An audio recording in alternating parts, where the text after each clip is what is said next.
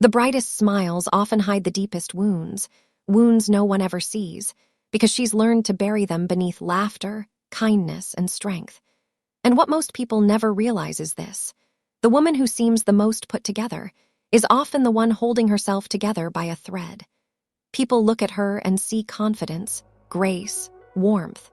They see the woman who walks into a room and instantly makes everyone else feel lighter.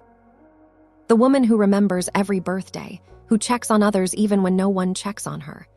The woman who holds families together, friendships together, entire worlds together, quietly, consistently, without applause. And because she carries everything so beautifully, people assume she carries nothing at all. They think she's fine. They think she's unshakable. They think she doesn't break. But what they don't see is the way she swallows disappointment until it tastes normal. The way she cries in silence because she doesn't want to burden anyone. The way she keeps giving, even on the days when she's the one who needs saving. Behind that strong woman image is a pain so steady, so familiar, she wears it like a second skin. A pain she's been taught to hide. A pain she hides so well, even the people who love her the most have no idea how heavy her heart really is. Because somewhere along the way, she learned that her feelings were too much, so she learned to smile instead. My name is Annie, and I've spent a lifetime watching women smile through pain. My mother did it. My grandmother did it. My friends do it. I've done it. And once the pattern becomes visible, it's everywhere. In every checkout line, every office, every home, every family gathering, women performing strength, women hiding exhaustion, women swallowing hurt, women making everyone else comfortable while quietly carrying burdens that would break most people, and nobody talks about it. Nobody acknowledges it, because society loves a strong woman. Society celebrates her, but society never asks what that strength costs. This is about that cost, about the pain women hide behind their smiles, about where it begins and how it grows and how it's disguised and who benefits from it, about the truth nobody wants to acknowledge, that the women holding everything together are often the ones falling apart, that the strongest facades hide the deepest wounds. That behind every "I'm fine" is often a story of suffering that's never been told. The pain begins early, long before most people realize it's even happening. It begins in childhood, in those first lessons about what girls are supposed to be. Those unspoken rules that get absorbed without anyone ever saying them out loud. Be good, be helpful, be sweet, be nice, don't be too loud, don't take up too much space, don't cry too much, don't be difficult, don't be a burden, make others comfortable. Manage your emotions. Manage their emotions too. Smile, always smile. These lessons come from everywhere. From parents who mean well but pass down the same patterns they learned. From teachers who praise the quiet, compliant girls and discipline the ones who aren't. From extended family who comment on behavior and appearance. From media that shows what girls and women should be. From peers who enforce these rules without mercy. And slowly, gradually, girls learn. They learn that their worth is tied to how well they serve others, how little trouble they cause, how much they can give without asking for anything back. There was a little girl who learned this lesson young, too young. She was 7 when her baby brother was born, and suddenly she wasn't just a child anymore. She was a helper, a second mother, responsible, the one who could handle it, who was mature for her age, who was such a good big sister.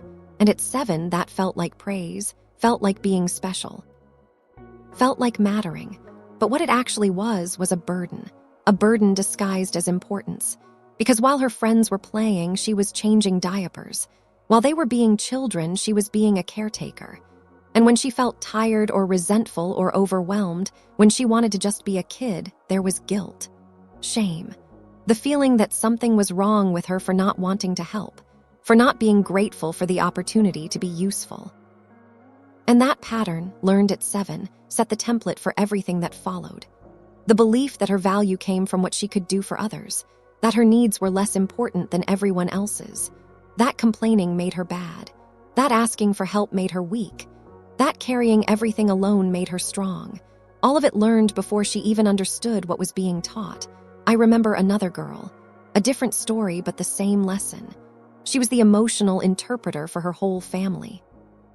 The one who could tell when mom was upset and needed space, when dad was angry and needed diffusing, when siblings were fighting and needed mediating.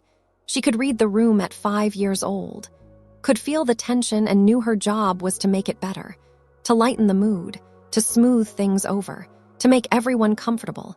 And she got good at it. So good that her family depended on it, came to expect it, took it for granted. And she spent her entire childhood managing everyone else's emotions while never being asked about her own. That emotional labor, that invisible work of keeping everyone else regulated, it's exhausting. Even for adults, it's exhausting. For children, it's crushing. But nobody sees it as work. Nobody acknowledges what it costs. It's just what she does, just who she is, just her being helpful and mature and easy. And so she keeps doing it, because that's her role, that's her value. That's how she earns love and approval and belonging. And then comes adolescence. And with it, new kinds of pain to hide. The body changing in ways that feel vulnerable and public and subject to constant comment and judgment. The awareness of being looked at, evaluated, compared. The impossible standards everywhere. The magazines. The movies. The comments from family members about weight and appearance and attractiveness. The realization that value as a girl, as a young woman, is tied to how she looks. How desirable she is. How well she meets the standards that shift constantly and contradict each other. Be pretty but not vain. Be attractive but not slutty. Be confident but not arrogant. Be thin but not too thin. Have curves but not too many. Be natural but also perfect. And the boys, the first heartbreaks, the first betrayals, the first lessons that her feelings matter less than his comfort. That saying no is hard and risky and might make him angry or make her a target. That if something happens, people will ask what she was wearing, what she was doing, why she put herself in that position. That her pain from these experiences is something to hide. Because talking about it makes people uncomfortable, makes them blame her, makes them dismiss her. Better to smile. Better to pretend it didn't hurt. Better to act like it's fine. There was a girl who had her first serious heartbreak at 16, her first love, the one she thought would last forever. And when he ended it, casually, cruelly, in front of his friends for the entertainment value, she was devastated, completely destroyed. But she couldn't show it, because showing it meant being mocked, meant being the dramatic girl, the crazy ex, the one who couldn't take a breakup, so she smiled. Told everyone she was fine, that it was mutual, that she was already over it. And she cried alone, in her room, in the shower, in her car, anywhere private, anywhere no one could see. Because the pain was real, but showing it was dangerous. And that lesson reinforced everything that came before. That pain is private. That vulnerability is weakness. That if she wants to be liked, respected, left alone, she has to hide what she's really feeling. Has to perform okayness even when she's breaking. Has to smile even when she wants to scream. As the years passed, the pain accumulated, layer upon layer. Each new hurt adding to the ones before. Each disappointment, each betrayal, each loss, each failure, all of it piling up. But still hidden, still smiled through. Because that's what she learned. That's what she's good at. That's what everyone expects. And nobody tells her that this is unsustainable. Nobody warns her that carrying pain without releasing it, without processing it, without even acknowledging it, will eventually break something inside. Nobody mentions that smiling through everything has a cost to her body, her mind, her spirit. Her sense of self. Nobody says that maybe, just maybe, she's allowed to not be fine. Allowed to show when things hurt. Allowed to ask for help. Allowed to stop performing strength for everyone else's comfort. The first layer of pain that women hide, the one that sits closest to the surface but is still carefully concealed, is disappointment. Disappointment so deep and so constant that it becomes background noise. The disappointment of dreams deferred, of promises broken, of expectations unmet. Of life looking nothing like the picture in her head. She had plans, had hopes, had visions of who she'd be and what her life would look like. And maybe some of it happened, but probably most of it didn't. Probably life took her in directions she didn't choose. Probably circumstances and other people's needs and simple bad luck redirected her path. And now, looking at where she is versus where she thought she'd be, there's disappointment. Real, heavy, persistent disappointment. The career that never happened. The one she wanted. The one she trained for or dreamed about or worked toward. But then something got in the way. Money, family obligations, a pregnancy, a move. a choice between her dreams and someone else's needs, and she chose them. Because that's what she does, that's what good women do. They sacrifice, they put others first.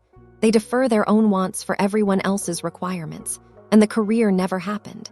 And she tells herself it's fine, tells herself she made the right choice, tells herself she doesn't mind, but the disappointment sits there, quiet, constant, a reminder of what could have been, or maybe it was the marriage.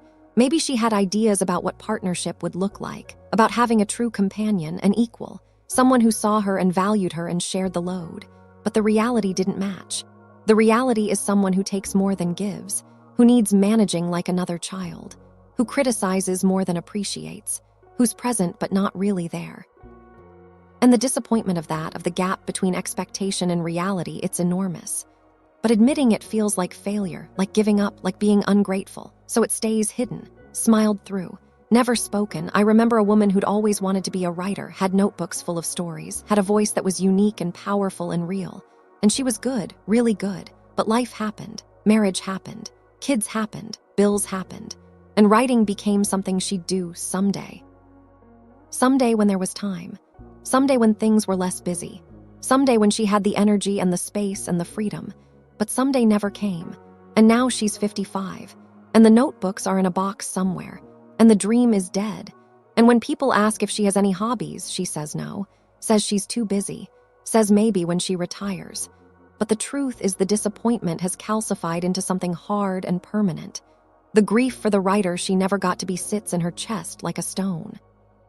But nobody knows. Because she smiles. Because she's fine. Because that dream was selfish anyway, and real women sacrifice their dreams for their families. That's what she tells herself. That's how she carries the disappointment. The second layer, buried deeper but no less painful, is betrayal.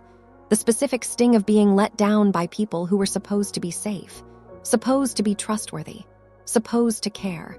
The partner who cheated or lied or broke promises. The friend who used her and disappeared when she needed support in return. The family member who gossiped or criticized or took her for granted. The colleague who took credit for her work.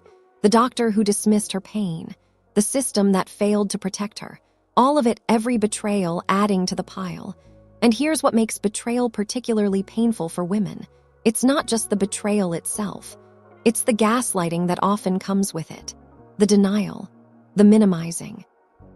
The way she's told she's overreacting, being too sensitive, imagining things, causing drama. The way the betrayal gets flipped so that somehow she's the problem. She's the one who needs to forgive, to move on, to not hold grudges. While the person who hurt her faces no consequences, gets no accountability, continues on while she's left holding the pain. There was a woman whose husband had an affair, a long affair, with someone they both knew, someone she'd considered a friend. And when it came out, when she finally discovered what had been happening behind her back for months, she was destroyed. The betrayal was twofold. Her partner and her friend, both people she'd trusted completely. Both people who'd looked her in the eye and lied. Both people who'd let her feel crazy for suspecting something was wrong. And what happened after? Her husband was sorry, said it was a mistake, said he loved her, said he'd never do it again. And everyone, every single person in their life pressured her to forgive, to give him another chance, to think about the kids, to think about the years together, to think about how hard divorce would be. Nobody asked what she needed. Nobody prioritized her pain. It was all about salvaging the marriage, about moving past it, about her being strong enough to forgive and rebuild. So she did. She forgave. She stayed. She smiled at family gatherings. She acted normal. She rebuilt the marriage. And maybe it even worked on some level. Maybe they're still together. Maybe they're happy enough. But the betrayal never really healed. The trust never fully returned. And somewhere inside, she's still carrying the pain of it. Still carrying the knowledge that she wasn't valued enough to be faithful to. Still carrying the memory of everyone choosing him over her. Still carrying it all alone because talking about it means being told to get over it. Means being reminded that she chose to stay so she doesn't get to still be hurt. The third layer is loneliness. Deep, aching, persistent loneliness. And the particular cruelty of this loneliness is that it exists even when surrounded by people. Especially when surrounded by people. Because she can be in a room full of family and friends and still feel utterly alone. Can be in a marriage and feel like the loneliest person in the world. Can have children and a full life and constant demands on her time and attention and still feel isolated and unseen and disconnected. Because here's the thing about being the strong one, about being the one everyone leans on, about being the one who never needs anything. It creates a distance, a separation. People stop seeing her as someone who might need support. They stop asking how she's really doing. They stop checking in because she's fine. She's always fine. She's the strong one. She doesn't need help, and so she becomes isolated in her strength, alone in her capability, lonely in the role she's played so well that no one can see past it anymore. And when she tries to reach out, when she tries to express need or vulnerability or pain, people don't know how to respond. They're uncomfortable. They change the subject. They offer platitudes. They tell her to stay positive or count her blessings or remember it could be worse. They don't sit with her in the pain. Don't hold space for her struggle. Don't offer the kind of support she's given them countless times, because they've never had to learn how, because she's never needed it before, or at least she's never shown that she needed it. There's something else I think about often. A woman who was surrounded by people who loved her or said they did, but none of them really knew her. They knew the version she performed, the capable one, the cheerful one, the one who had it together. But her actual interior life, her real thoughts and feelings and struggles and fears, those were completely unknown. Because she'd learned early that people prefer the performed version. That the real version, the one that hurts and doubts and struggles, makes people uncomfortable. So she had a husband who thought she was happy, children who thought she was invincible, friends who thought she had no problems, parents who thought she'd turned out perfect. And she was lonely, desperately, achingly lonely. Lonely in the way that only comes from being misunderstood by everyone, from having no one who actually sees her, from carrying everything alone because that's what everyone expects and no one questions. And the loneliness becomes another thing to hide, another weakness to conceal, because admitting loneliness means admitting failure, means admitting that all these relationships aren't actually fulfilling. That being surrounded by people doesn't prevent isolation, that she needs something she's not getting. And admitting that feels dangerous. Feels like it might cost her the relationships she has, even if those relationships aren't giving her what she needs. Better to be lonely with people than risk being lonely alone. The fourth layer, the one that perhaps affects the body most visibly even as it's denied most persistently, is exhaustion. Bone-deep, soul-crushing, relentless exhaustion. The kind that sleep doesn't fix. The kind that accumulates over years and decades. The kind that comes from carrying everyone else's emotional weight while managing her own. From doing invisible labor that's never acknowledged. From being always on, always available, always needed. This exhaustion has physical components.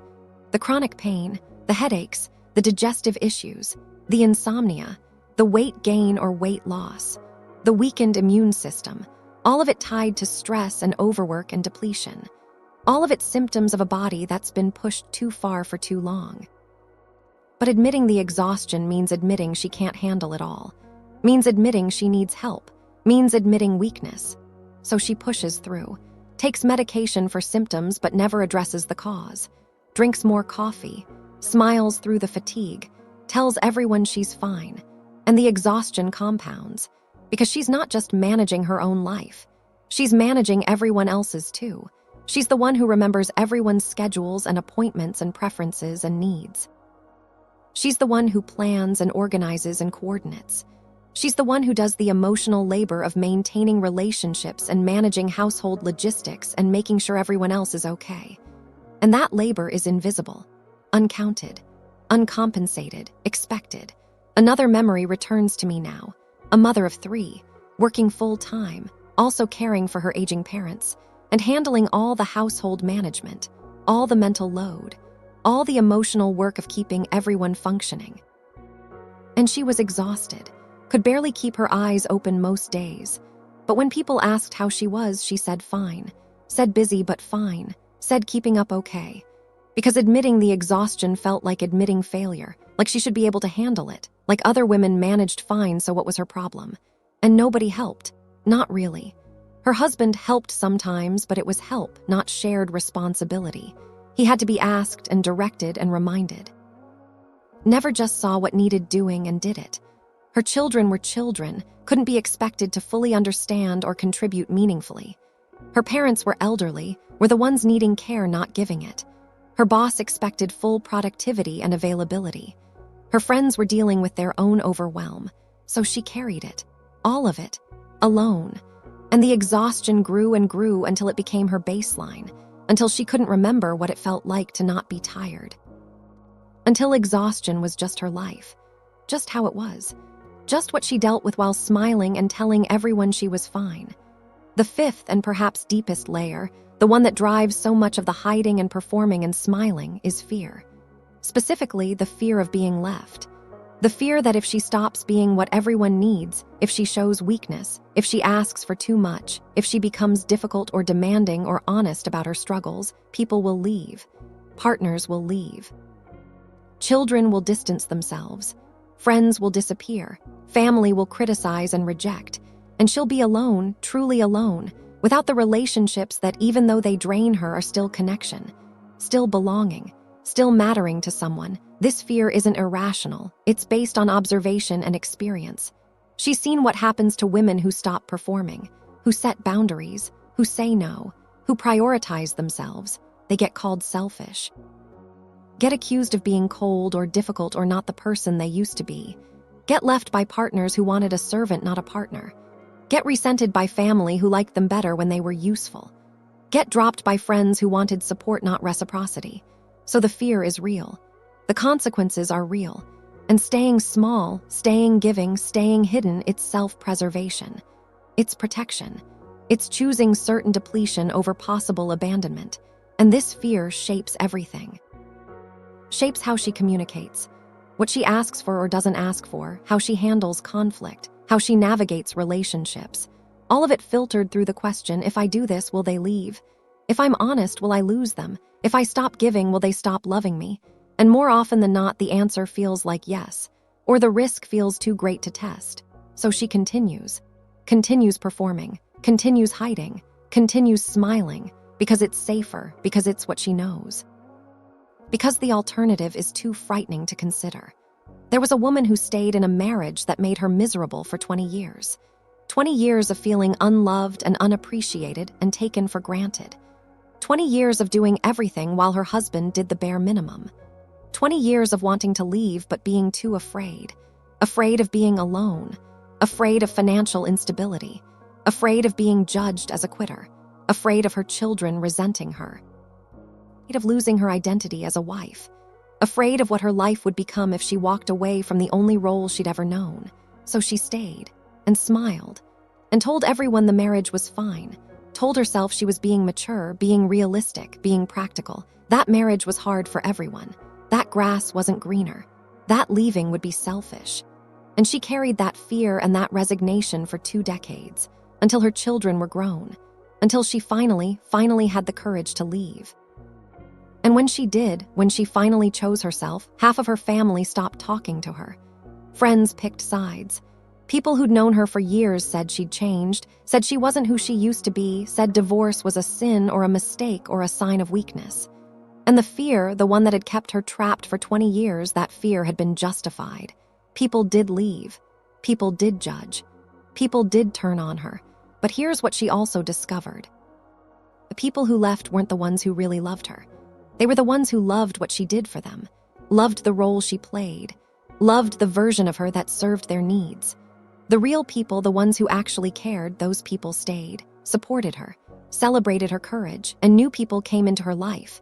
People who liked her authentic self, who valued her happiness, who respected her boundaries. And her life, while different and scary and uncertain, was also lighter, freer, more honest. More hers. But before that freedom came fear. Years and years of fear that kept her locked in place. Fear that shaped every decision. Fear that made her smile when she wanted to scream. Fear that made her hide every bit of pain because showing it might mean losing everything. As the years accumulate, as women move through the different stages of life, the pain evolves but never disappears. Each stage brings its own specific suffering, its own unique challenges, its own reasons to hide and smile and pretend everything is fine. In young adulthood, The pain centers on comparison and insecurity. The constant measuring of self against others, against friends who seem to have it more together, against women in magazines and movies and social media who represent impossible standards, against expectations that are contradictory and crushing. Be independent but also find a partner. Be ambitious but also available. Be confident but also humble. Be successful but also sacrifice that success if family needs require it. The pressure is enormous, the standards impossible, and the pain of constantly falling short of never being enough, it's sharp and persistent. And there's the lack of support, the assumption that young women should just figure it out, that they're resilient, that they don't need help. So they struggle alone, struggle with careers that demand everything, with relationships that are complicated, with bodies that are scrutinized, with finances that are tight, with futures that are uncertain. All of it carried alone because asking for help means admitting struggle, means admitting weakness, means proving all the people right who said she couldn't handle it. I remember being in my 20s, remember how hard it was and how alone I felt and how much I smiled through. The job that overworked and underpaid me, the apartment I could barely afford, the relationships that hurt me, the constant feeling of being behind, of not measuring up, of watching everyone else succeed while I struggled. And I told no one, told everyone I was fine, that everything was great, that I was living my best life, because admitting otherwise felt like failure, and failure wasn't allowed. Then comes motherhood or caregiving of any kind, and with it a complete loss of identity. She becomes mom, becomes caregiver, becomes the person whose entire existence revolves around someone else's needs, and society celebrates this, calls it beautiful, calls it natural, calls it the most important job, but society doesn't acknowledge the cost, doesn't acknowledge the exhaustion, the loss of self, the way her body is no longer her own, the way her time is no longer her own, the way her thoughts and energy and focus are consumed entirely by keeping another human alive and well, and the guilt, the endless, crushing guilt, guilt for not being enough, for getting frustrated, for needing breaks, for missing her old life, for wanting something beyond motherhood, for not being the perfect mother that society demands and that social media performs. The guilt for working and missing moments. The guilt for not working and not contributing financially. The guilt for struggling when this is supposed to be beautiful and fulfilling and the best time of her life. And the criticism, from all sides, from her own mother, from her mother-in-law, from other mothers, from strangers who feel entitled to comment on her choices. Breastfeeding or formula, working or staying home, strict or lenient, screen time or no screens, organic or conventional, every single choice scrutinized and judged. And no matter what she chooses, it's wrong to someone.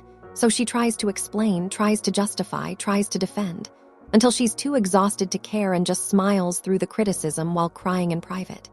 There was a woman who had postpartum depression, severe postpartum depression, and she was drowning, completely drowning. But she smiled, told everyone she was fine, that motherhood was wonderful, that she'd never been happier, because admitting the depression felt like admitting she was a bad mother, like admitting she didn't love her baby, like proving she wasn't strong enough. And so she suffered in silence, smiled through the darkest period of her life, until finally she broke, had a complete breakdown. And only then did people realize how much she'd been hiding, how close she'd been to the edge, how desperately she'd needed help while telling everyone she was fine. And even after treatment, even after recovery, the shame lingered, the feeling that she'd failed, that she should have been able to handle it, that real mothers don't struggle like that. So she hid that part of her story, edited it out, presented only the recovered version, the one who made it through, not the one who almost didn't. Then comes midlife, and with it a particular kind of invisibility. She's no longer young, no longer turning heads or getting attention for her looks. And society, which bases women's value so heavily on youth and beauty, starts to look past her, starts to dismiss her, starts to treat her as irrelevant. And that hurts. Hurts in ways she didn't expect. Hurts even when she knows it's shallow and wrong and shouldn't matter. It still hurts to become invisible. And the children, if she has them, they're grown or growing, pulling away, needing her less. Which is natural and healthy and exactly what's supposed to happen. But it leaves emptiness. Leaves her wondering who she is beyond mother, what her purpose is now. what she's supposed to do with all this energy and time and love that used to go to them. And finding those answers is hard, is lonely, is something she's supposed to figure out with grace and ease while society watches to see if she'll age gracefully or become bitter and pathetic. And the relationship, if there is one, it's changed. Years of routine. Years of growing in different directions or maybe not growing at all. Years of resentment accumulated. Years of unmet needs. Years of assuming the other person knows how she feels. And the connection, the spark, whatever it was that brought them together, it's faded or dead or hidden under layers of hurt and disappointment. And she wonders if this is it. If this lukewarm coexistence is what the rest of her life looks like. If the dreams she had of partnership and companionship and growing old together with someone who actually sees her, if those dreams are dead. And that realization hurts. But admitting it means doing something about it. Means facing the question of whether to stay or go. Means potential upheaval. So it's easier to smile. To say the marriage is fine. To keep performing contentment while carrying the grief for what could have been. Another memory surfaces now. A woman in her 50s. Her children grown and moved away. Her husband present but distant. Her career solid but uninspiring. And she looked at her life and felt nothing. No joy, no purpose, no passion, just the continuation of days that all looked the same. And she asked herself if this was it. If she'd worked this hard and sacrificed this much just to end up here. Just to end up in a life that felt empty despite being full. But she smiled. Told everyone she was happy, that her life was good. That she was proud of how her children turned out. That work was fine. That marriage was fine. That everything was fine. While inside she felt hollowed out, used up, forgotten, irrelevant. And when she tried to talk about it, when she tried to express this emptiness to friends or family, she was told she was going through a phase, that she should be grateful for what she has, that she should find a hobby, that she should focus on grandchildren if there were any, that she was being dramatic or ungrateful or having a midlife crisis. So she stopped trying to explain. Stopped trying to be understood, just carried the emptiness alone, smiling, always smiling. Then comes older age, and the loneliness deepens. The children, if she has them, they have their own lives, their own families, their own problems, and she doesn't want to burden them, doesn't want to be the needy mother, the demanding grandmother, the one who complains about being lonely or forgotten. So she tells them she's fine, tells them she's busy, tells them not to worry. While days pass where no one calls, where no one visits, where she talks to no one except cashiers at the grocery store. And the friends, many of them are gone, moved away, died, drifted apart. The ones who remain are dealing with their own aging, their own pain, their own losses, and getting together is harder. Everyone's energy is limited. Everyone's mobility is reduced. So the social circle shrinks. The connections fade. And she's alone more than she's with people. And that loneliness is heavy, is sad, is frightening. And her body is changing in ways that hurt, in ways that limit, in ways that make her feel betrayed. The aches and pains, the reduced mobility, the health issues, the medications, the doctor appointments, the slow realization that decline is real. That aging isn't just a number, that her body won't do what it used to, won't keep up, won't cooperate. And adapting to that, accepting that, it's hard. It's a grief. A loss of independence and capability and the person she used to be, but still she smiles. Still she tells people she's fine, that she's managing. That aging is just part of life, because complaining means being a burden, means being the sad old lady, means confirming society's fear of aging. Better to perform contentment. Better to insist she's fine. Better to hide the pain and the loneliness and the fear, just like she's always done. There's an older woman who lives alone. Her husband dead for 10 years, her children visiting rarely, her days long and quiet and mostly empty, and she's lonely, desperately lonely. But when her children call, she tells them she's great, tells them about the book club she goes to once a month, tells them about the neighbor she chats with sometimes, makes her life sound full and happy and connected, because she doesn't want them to feel guilty, doesn't want them to feel obligated, doesn't want to be a problem they have to solve. So she protects them from her loneliness, carries it alone, dies a little bit every day from the isolation, but smiles when they visit, acts cheerful, sends them away thinking she's fine. The ways women hide their pain are as varied as the pain itself. But there are patterns, strategies that work, that keep the truth concealed, that maintain the performance of strength and okayness that everyone expects and no one questions. One of the most common is humor, the woman who makes everyone laugh. Who's the life of the party? Who can find something funny in any situation? Who deflects with jokes? Who uses laughter to change the subject when conversations get too close to real feelings? She's funny. She's entertaining. She's fun to be around. And nobody realizes that the humor is armor, that the jokes are deflection, that the laughter is sometimes close to tears, that she goes home after making everyone laugh and cries alone, that the funniest people are often the saddest. That humor and pain aren't opposites. They're companions. I knew a woman like this. She was hilarious, quick wit, perfect timing, could make anyone laugh, could lighten any mood, could turn any situation into something funny, and everyone loved her, loved being around her, loved how she made them feel, and she fed off that, off being loved for her humor, off being valued for her entertainment. But alone, she wasn't funny. Alone, she was sad, deeply sad. Struggling with depression, she hid from everyone, using humor as a shield, as a way to keep people at a distance while seeming to let them in, as a way to avoid talking about her actual feelings by always deflecting to jokes. And nobody knew. Nobody saw past the performance. Nobody thought to ask if the funny woman was okay. Because funny people are fine. That's the assumption. That's the lie she perpetuated with every joke. Another common disguise is kindness, the woman who's always helping, always volunteering, always available, always saying yes, always putting others first. She's selfless, she's generous, she's wonderful. Everyone says so. And she is kind. That's real. But the kindness is also protection. Protection from having to face her own needs, her own emptiness, her own pain. Because if she's busy taking care of everyone else, she doesn't have time to acknowledge that no one is taking care of her.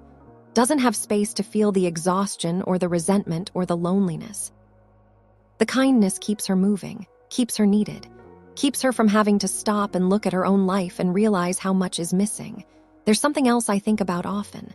The woman who overhelps, not just helping when needed but inserting herself everywhere, anticipating needs before they're expressed, solving problems before they're shared, managing situations without being asked. And on the surface, it looks like generosity, like care, like she's just so helpful and thoughtful. But underneath, it's often control.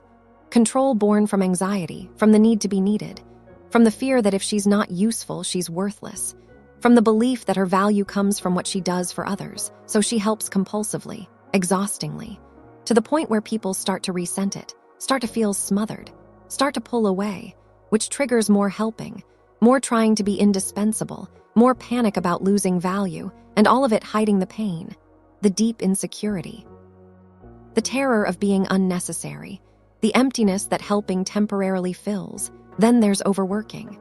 The woman who's always busy, always productive, always achieving, always with a full schedule and endless tasks and constant motion. She's impressive. She's accomplished. She's someone who gets things done. And maybe the work is genuinely important. Maybe it's fulfilling. But often it's also avoidance.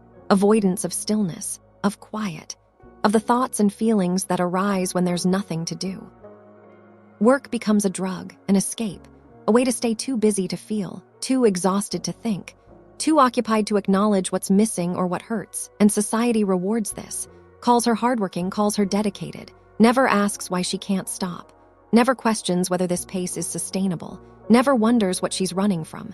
Another memory returns to me now, a woman who worked constantly, 12, 14, 16-hour days, weekends, holidays, always something urgent, always something that needed her attention.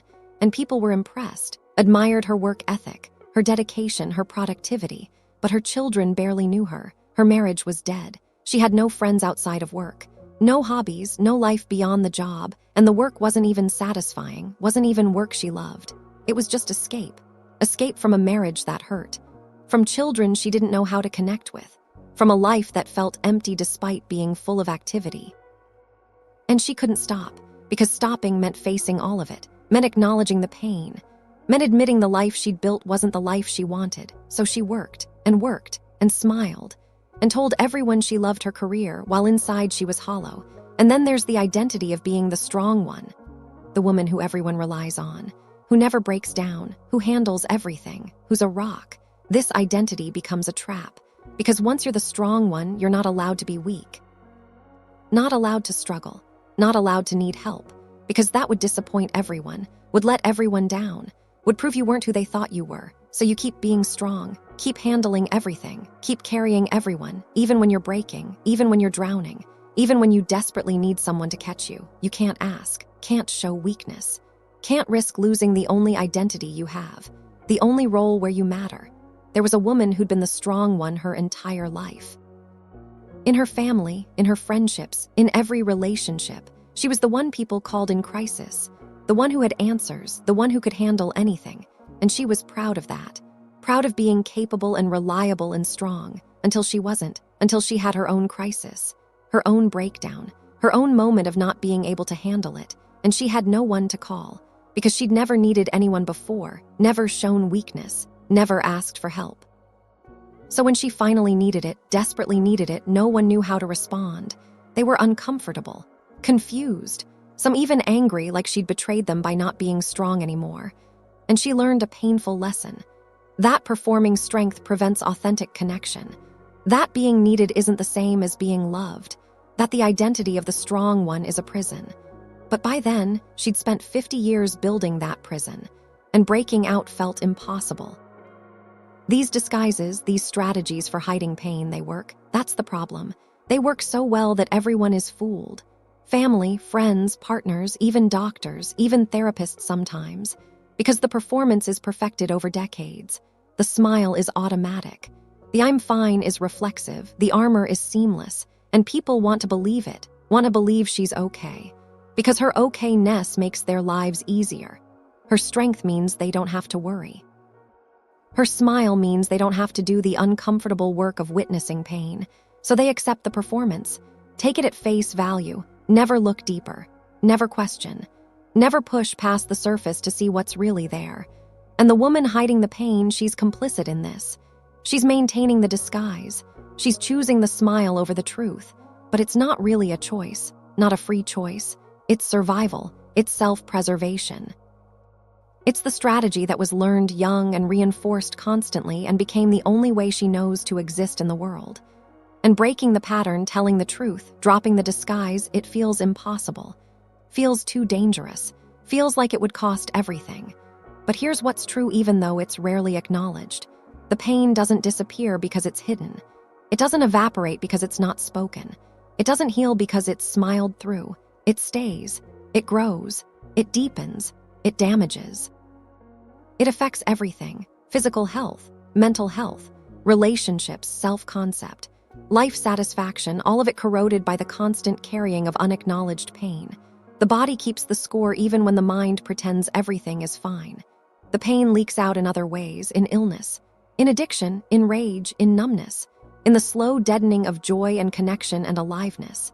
And somewhere deep down she knows this, knows the cost of hiding, knows the damage it's doing, knows this isn't sustainable. But changing feels more dangerous than continuing, feels like it would destroy everything. So she continues, until she can't, until something breaks, until the pain demands to be acknowledged, until there's no more room for hiding. And then finally the truth comes out. As time moved forward, watching this pattern across different women, different situations, different lives, certain truths became clear. One truth in particular, that the pain women hide, it serves someone. It benefits someone. The hiding isn't just personal, it's structural, it's societal. There are people, there are systems that depend on women hiding their pain, that need women to keep smiling, to keep giving, to keep managing emotions and performing strength and sacrificing themselves. And those people, those systems, they resist change. They punish women who stop hiding, who start telling the truth, who demand that their pain be acknowledged and their needs be met. Family benefits from her hidden pain, from her constant giving, from her emotional labor, from her management of everyone's feelings and needs, from her sacrifice of her own well-being for theirs. If she stopped hiding the pain, if she started being honest about how much she's carrying, if she started asking for reciprocity, the family system would have to change. Others would have to step up. Others would have to do their share. Others would have to manage their own emotions and needs. And that's uncomfortable. That requires effort. That disrupts the comfortable pattern where she does everything. So there's resistance. Pressure to keep being who she's always been. Guilt when she tries to change.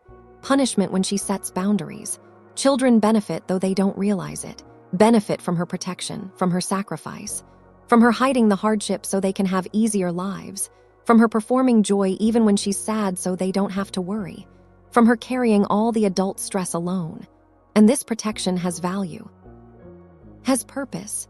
Children should be protected from adult burdens, but there's a cost to her, a cost to the authenticity of the relationship, a cost in teaching children, especially daughters, that women's pain doesn't matter, that mothers are superheroes who don't need help, that sacrifice is noble, that hiding is strength. The pattern perpetuates. Partners benefit enormously, benefit from not having to do their share, from not having to grow up emotionally, from not having to manage household responsibilities or emotional labor or the mental load, from having someone who handles everything while they remain children, from having someone who never demands too much, who never insists on reciprocity, who accepts less than they deserve, who stays even when hurt, who forgives without accountability, who loves without requiring love in return.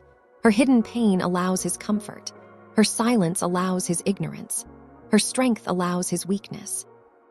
There's a particular pattern in heterosexual partnerships, a pattern so common it's almost a cliché. The woman does most or all of the emotional labor, most or all of the household management, most or all of the childcare, most or all of the relationship maintenance, while the man lives as a dependent, as someone being taken care of. And when she's exhausted, when she tries to explain the imbalance, when she asks for help, he doesn't understand, doesn't see the problem, thinks he is helping, thinks the occasional task completion is contribution, doesn't recognize that true partnership means equal share, equal initiative, equal responsibility, and her attempts to explain are met with defensiveness, with dismissal, with accusations of her being demanding or ungrateful. So she stops trying to explain, stops asking for help, just carries it all, hides the resentment, smiles, because it's easier than the constant fight. Friends benefit from her support, from her always being available, from her wisdom and care and attention, from her listening to their problems, from her helping when they need it. But the friendship is often one-directional. She gives, they take. And when she needs support, when she tries to lean on them, they're uncomfortable, busy, unavailable, unable to reciprocate the depth of care she's given, because the friendship was never actually balanced, was never mutual, was always her serving them, and they liked it that way. Liked having her support without having to give it back, liked her being strong so they could be weak. And changing that dynamic threatens the friendship, threatens their comfort, so there's resistance, passive or active, to her becoming someone who needs, who asks, who expects reciprocity. I remember a woman who realized this about her friendships, realized she was always the one calling, always the one making plans, always the one showing up, always the one listening, always the one supporting. And when she stopped, when she decided to see what would happen if she didn't initiate, the friendships disappeared, just stopped. No one reached out, no one checked in, no one noticed she was gone, and that hurt deeply. But it was also clarifying, showed her that the friendships were based on her service, on her giving, not on mutual care, not on actual connection. And that realization, while painful, was also freeing. Freed her from relationships that were taking without giving. Freed her energy for better things, better people. Society benefits most of all. Benefits from women's unpaid emotional labor, from their care work, from their relationship maintenance, from their invisible work of keeping families and communities functioning. If women stopped doing this work, if they demanded compensation or recognition or even just acknowledgement, entire systems would collapse. The economy depends on women's free labor. Healthcare depends on women's caregiving. Education depends on mothers' involvement. Communities depend on women's volunteering. All of it taken for granted, all of it expected, all of it uncompensated, and all of it requiring women to hide the cost, to smile through the exhaustion, to perform willingness. Because admitting the burden, demanding change, insisting on reciprocity, that threatens everything. That challenges systems of power. That requires redistribution of labor and value and resources. So there's massive resistance. Massive pressure on women to keep hiding, to keep smiling, to keep giving, to keep pretending it's not costing them everything.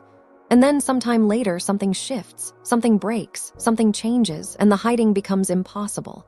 The pain becomes too loud, the cost becomes too high, and she stops performing, stops hiding, stops smiling when she wants to cry. And what happens next determines everything. Sometimes the emotional release is dramatic. Years or decades of hidden pain erupting all at once. A breakdown, a crying that won't stop, a rage that's been suppressed finally expressing, a body that refuses to continue, a mind that cracks under the weight.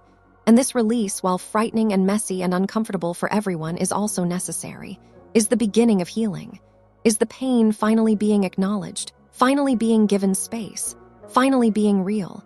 There was a woman who had a breakdown at 45, just completely broke. After years of holding everything together, years of being strong and capable and fine, she broke, sobbed uncontrollably, couldn't get out of bed, couldn't function, and her family was shocked, had no idea she'd been struggling, had no idea how close she'd been to this for years. And in the aftermath and the recovery, things changed. She started telling the truth, started saying no, started setting boundaries, started prioritizing herself, and it was hard for everyone, but necessary. Necessary for her survival, necessary for any chance at authentic life. Sometimes the shift is quieter, more gradual, a slow realization that this can't continue, that something has to change, that she deserves better, that hiding is killing her, and she starts making small changes, starts saying no more often, starts asking for help, starts being honest about her struggles, starts setting boundaries, and each small change creates space, creates possibility, creates movement towards something better. Setting boundaries is perhaps the most important change. Learning that no is a complete sentence, that she doesn't have to justify or explain or apologize for her limits, that disappointing others is survivable, that protecting herself isn't selfish, that she can't pour from an empty cup. These lessons, so simple and yet so hard for women who have spent their lives giving, they're transformative. They're the foundation of reclaiming life, but setting boundaries has consequences. People push back, get angry, accuse her of changing, of being selfish, of not caring anymore, because her boundaries disrupt their comfort, require them to adjust, require them to respect her as a full person with needs. And some people can't or won't do that, can't or won't see her as anything other than what she does for them. And those people, those relationships, they end, or they transform, or they get put at distance. And letting go of toxic people, toxic relationships, toxic patterns, it's another necessary step.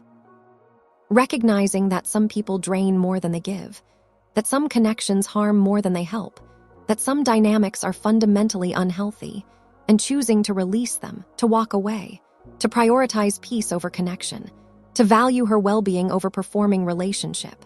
This letting go is hard, is painful, comes with grief and guilt and fear, but it's also freeing. Creates space for better relationships, healthier patterns, authentic connection. Another memory surfaces now. A woman who walked away from her entire family, her parents, her siblings, all of them, because the family was toxic, was abusive, was fundamentally unhealthy. And she'd spent 40 years trying to make it work, trying to earn their love, trying to fix things, trying to be enough. And it was killing her, literally killing her. The stress was making her sick. The pain was destroying her mental health. And finally, she chose herself, chose to walk away, chose her survival over their approval. And it was the hardest thing she'd ever done. The grief was enormous. The guilt was crushing. But the peace that came after, it was worth it, was necessary, was the only way she could survive. Choosing peace instead of proving herself became another essential shift. The realization that she had nothing to prove, that trying to earn love or respect or validation from people who won't give it is futile. That explanation doesn't create understanding when someone is committed to misunderstanding. That defending herself to people who have already decided who she is wastes energy better used elsewhere.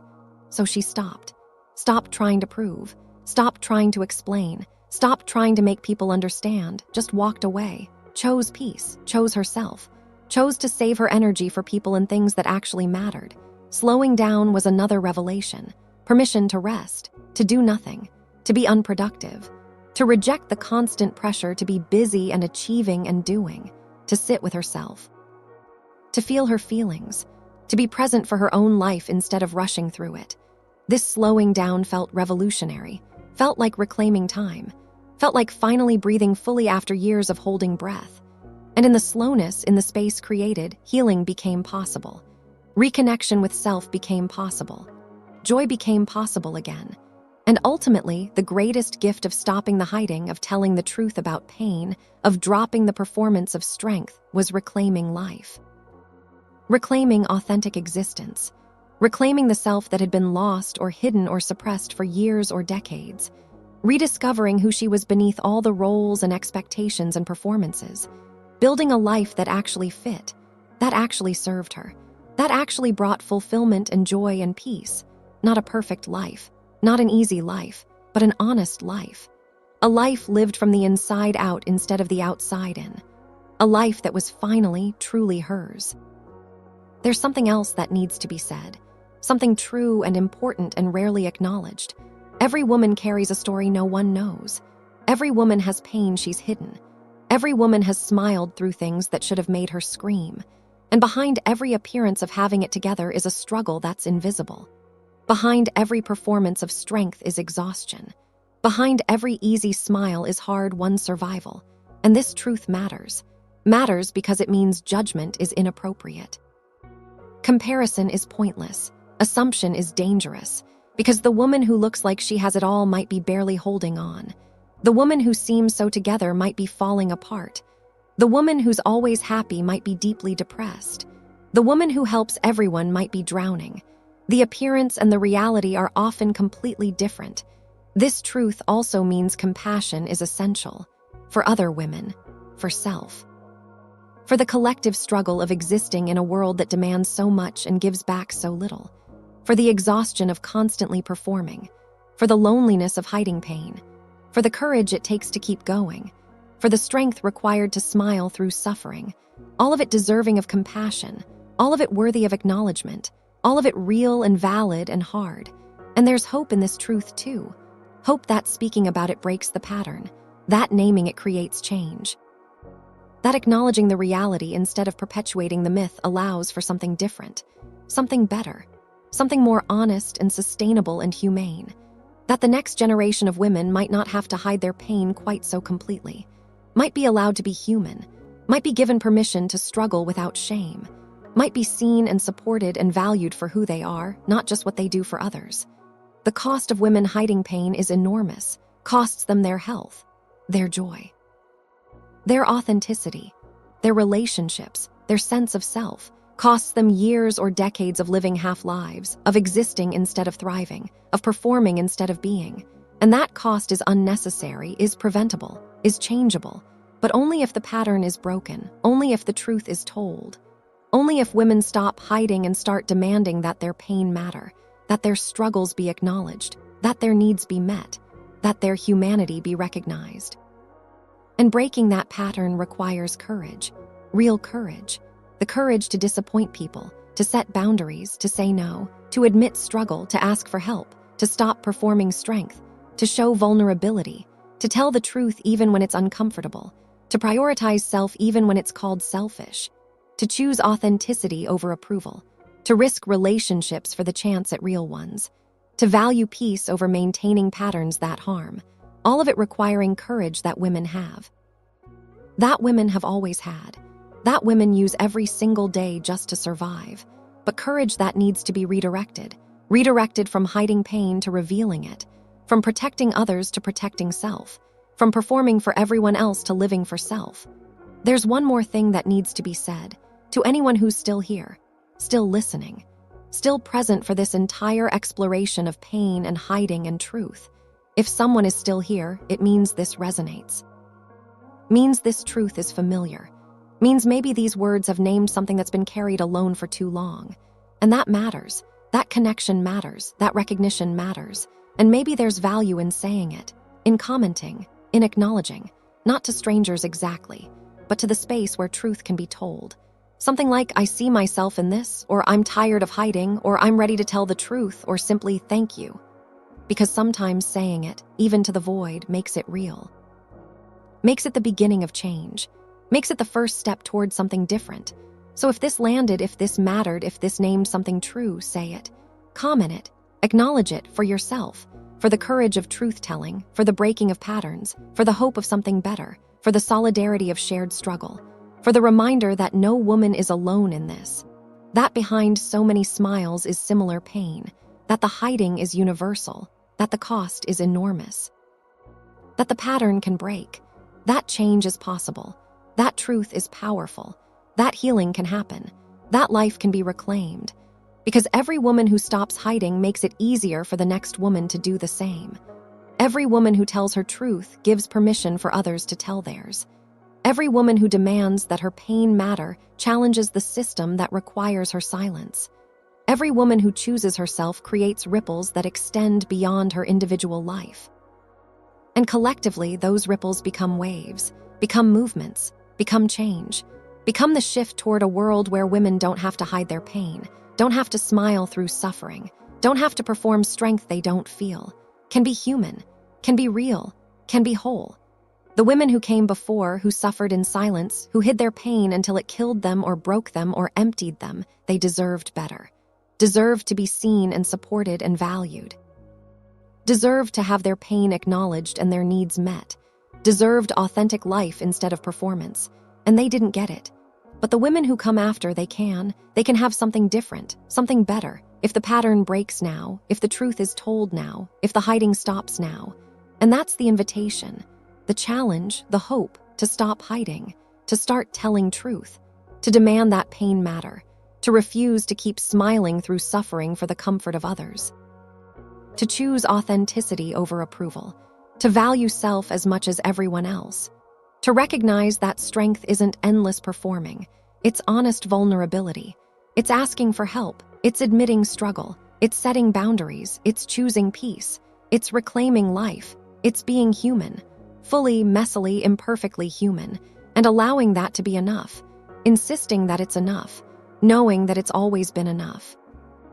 If these reflections brought recognition, brought comfort, brought the courage to stop hiding even a little bit, a like and subscribe would mean everything.